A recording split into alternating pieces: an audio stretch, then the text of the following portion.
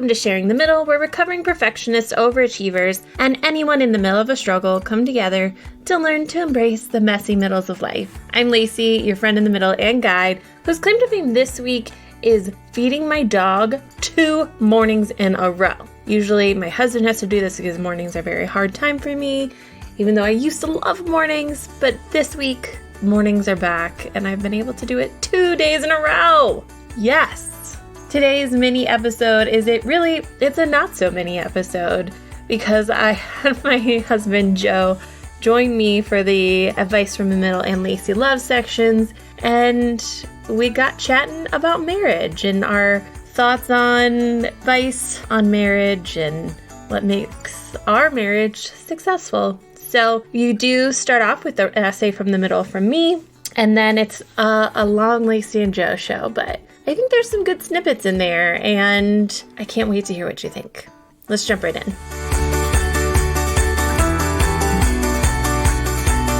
An essay from the middle of marriage. This week marks my 7th wedding anniversary, which naturally makes me think about marriage. While I share some things on here, the inner workings of my marriage are something that I haven't shared much about because that wouldn't be fair. My marriage isn't just mine, it's also my husband's. To respect his experience, privacy, and story, I will talk about marriage generally and solely from my point of view. Why write about it at all? Well, being in year 7 or getting to year 7 made me think of the 7-year itch and how this marker could be seen as the middle of marriage. I had to explore it further, as any good friend in the middle would do. 7-year itch. In popular culture, the 7-year itch is the movie that has the iconic Marilyn Monroe sewer grate moment. At some point in my late teens or early 20s, I did try to watch this movie because it made me feel cultured. I don't know, but couldn't get through much of it. I never could be the cool girl who watched old movies like I thought I wanted to be.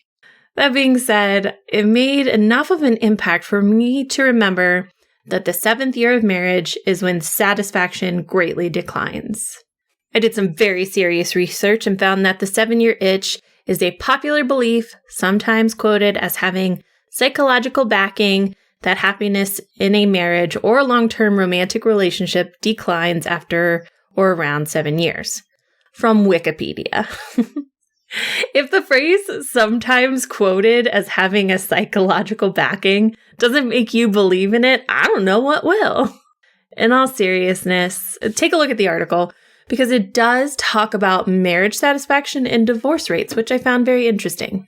It also made me realize that the movie was made in 1955 and probably didn't take into account the fact that my husband and I were together for 6 years before getting married, and we probably hit the 7-year itch time and moved past it already. Or not, I don't know. And I don't care, because obviously this concept is crap. Look, my marriage isn't perfect, but I'm feeling pretty secure in it, and I don't have any actual concerns about hitting a 7-year itch. It is an interesting thing to think about, though. When you sign up for marriage, most people go into it with the intention for life. My family has a history of long-lasting marriages.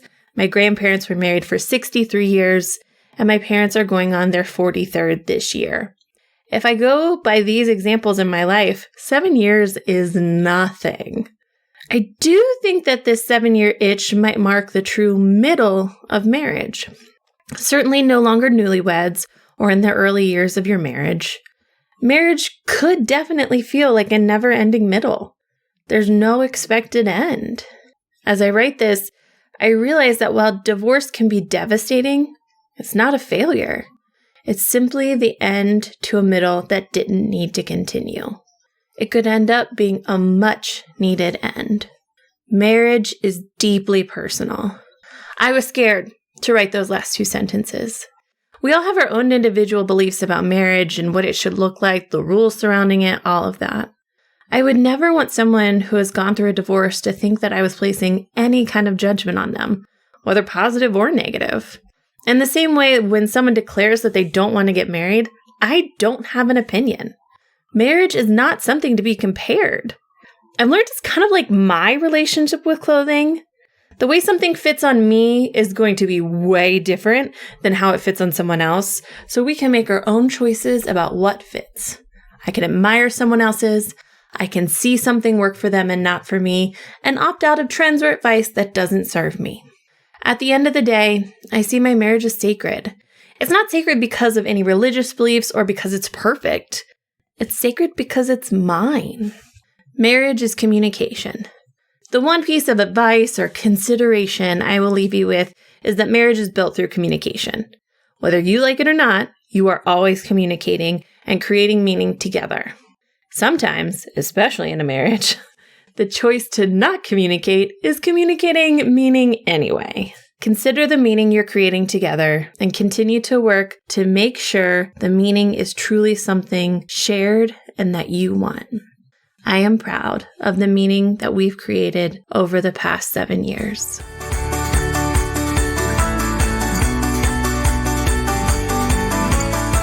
Welcome to our Advice from the Middle segment. We're going to run things a little bit differently today. I don't have a specific letter, but since this already kind of had a theme of marriage, I thought it could be interesting for Joe and I to have a conversation about what marriage advice we would give. So welcome back to the podcast, Joe. I've been advised by my attorney that I should not speak because it can and will be used against me in the podcast. In the podcast and or the marriage court of law. I mean, you can edit the episode if you really want. That's true. So, but you know that if I edit it, I'm going to leave stuff like this in specifically on purpose. I know. We both have that stupid sense of humor. And maybe that's our first marriage tip. Have the same stupid sense of humor as your partner. I mean, I guess it's nice to say find someone that has that already, but what if they don't? I don't know. I think the first thing that I would say, and I say this at the end of my piece that I wrote, is that marriage is a very personal thing, and that what you need from a marriage or how your own marriage runs is very subjective to your personal likes, dislikes, wants, needs. So, I mean, when Alex was on the podcast, she talked about how, like, I see you as my best friend, but Lee isn't necessarily her best friend. And so I think anyone can come into it with a different viewpoint. I do think our sense of humor has made our marriage more of a success. See, and maybe I need to preface this of like, I don't want anyone to think we have a perfect marriage, because we certainly have our struggles and our challenges. And there's been a long history of influencers and self-help gurus touting their marriages and giving marriage advice, and then their marriages end and you find out they were terrible and all this stuff. And I don't want this to be that. Anyone who says they have a perfect marriage is lying and hiding something or a lot of things. Yeah. Probably a lot of things. Probably a lot of things. Yeah. It's the people who are willing to admit that their marriages aren't the best who probably better off.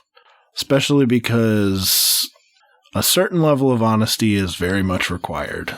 Even if that's just honesty with yourself. I mean, yes, honesty with yourself, but you do need to have some level of honesty with your partner. Well, yes, but you need to be honest with yourself, first of all, in what your needs and wants are. That's true. Because if you don't figure it out for yourself, if you don't take the time to truly listen to what you want and need, then you'll just end up resentful of your partner when they don't give you what you haven't even figured out for yourself yet. Mm-hmm. And that all falls back into what, to me, is a very large point, but I don't want to quite get there yet. So we'll save it. Do you have like points in your head that you're counting down? Well, just one, but okay. You already know it. It's nothing special. Yeah. Okay. Well, I will say, and I, of course, anything that you don't want to share, it took us a long time to get to being married because you are a person who likes to have all of your facts and all of your information laid out, and it takes you a little bit longer to make a decision. But I knew once you asked me to marry you, I was like, oh, this is it. Because you made your mind up. You did your due diligence and you picked me. And so let's do this. We're in this. I mean, yes. Uh-huh. Are you saying that you don't think through decisions before you make them and you just jump into things? No, I am saying that I am a bit of a faster decision maker than you. Okay. And by the way, that okay was a mild judgment in that I make decisions too fast. It was not a mild judgment. It was a very strong judgment. There's nothing mild about it. Is the probably right amount between my too short and your too long? Yeah. Probably. I mean, yes, somewhere in between is probably the actual correct, place to be, but I will say though, for me, I was like, boom. I know that Joe is certain. He's made the decision. It's happening. We're going. So I do think that has a level of certainty maybe that other people don't have in their marriage. Like when I think about our wedding day, I was not nervous at all. Like, I was like, yeah, I'm marrying my best friend. I was nervous about details going wrong and like the things that we weren't a part of and couldn't control. What? I was nervous about the cake not being delicious, which it was. So it was an unfounded nervousness. And that's pretty much it. I know. I wasn't nervous about any of the stupid songs that I hate because DJ JD had our back. The marriage stuff I wasn't worried about. Yeah. I mean, like you said, I'd already made the decision, so there was nothing else to think about. I knew what I wanted. I think that attitude of focusing in on what is important has been something that has helped us in our marriage. I will say we don't always agree on what is important. Generally, in most ways, we do, though.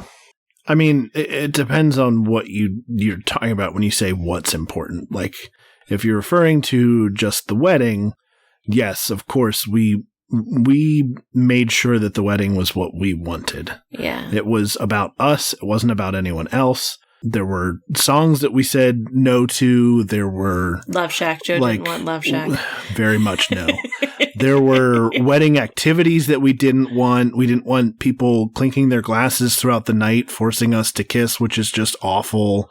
We didn't want the stupid garter belt situation because it's just gross and there's something so creepy about it. Things like that we just said no to. Mm-hmm. We made it about what we want, not what we're supposed to do, but what we wanted that would make us feel special, which, I don't know, it really helped. I think that also helped with the nervousness too. Yeah.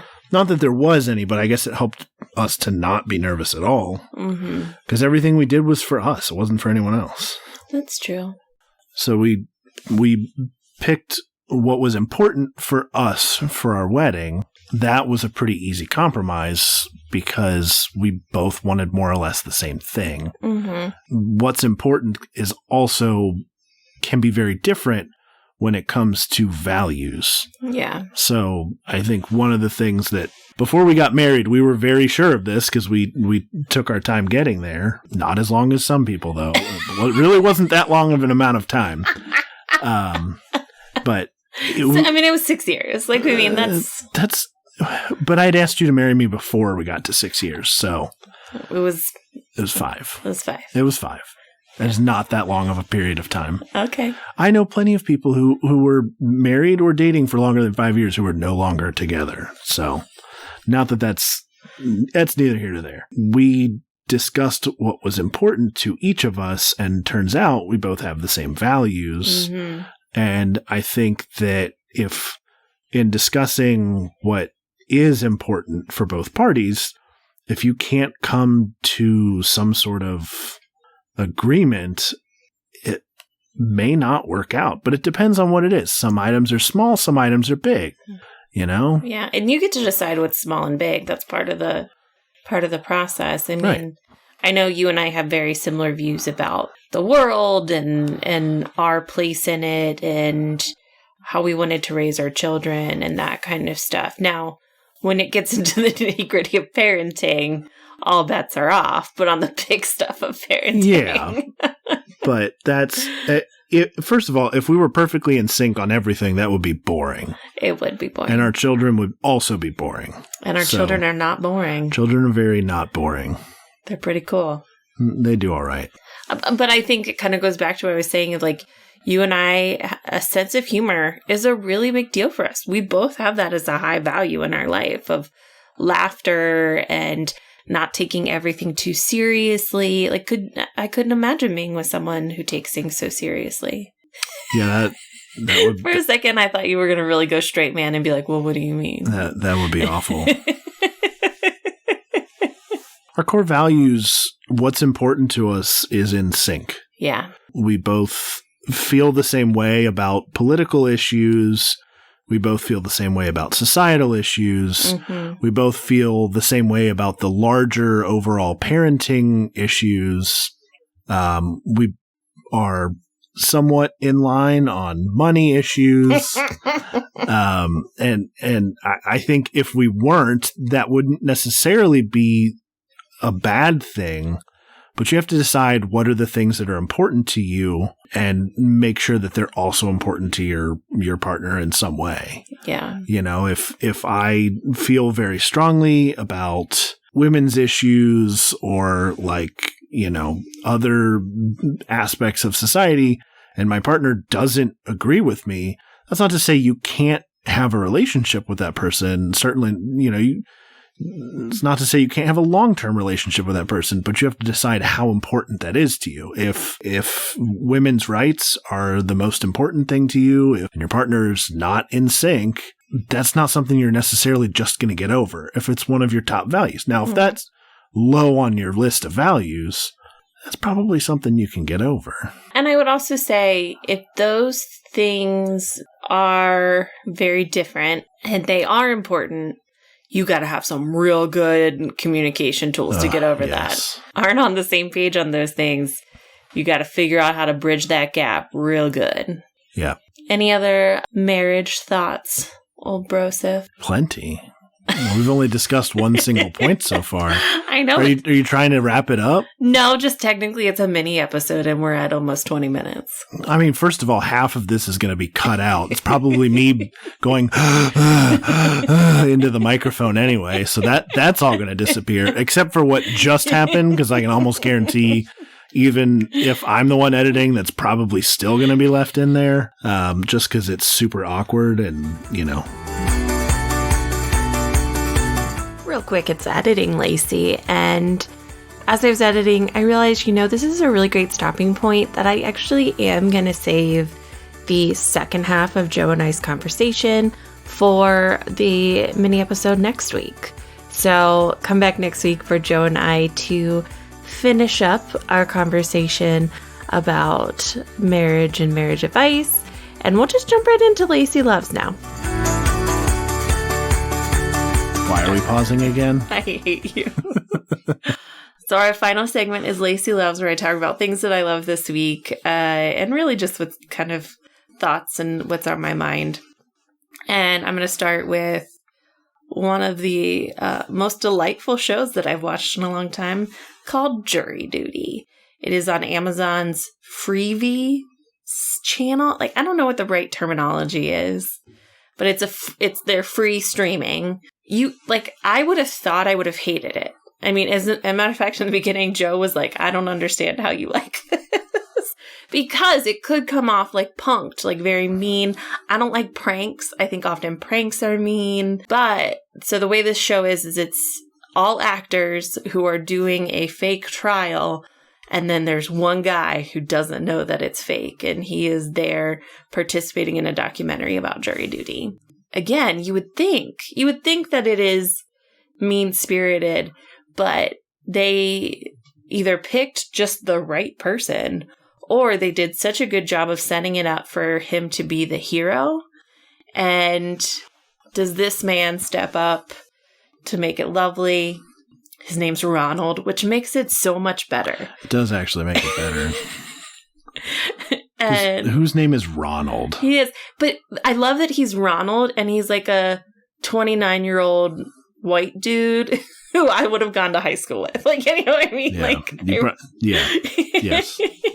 But yeah, he is with a cast of interesting characters, a la almost like The Office or Parks and Rec.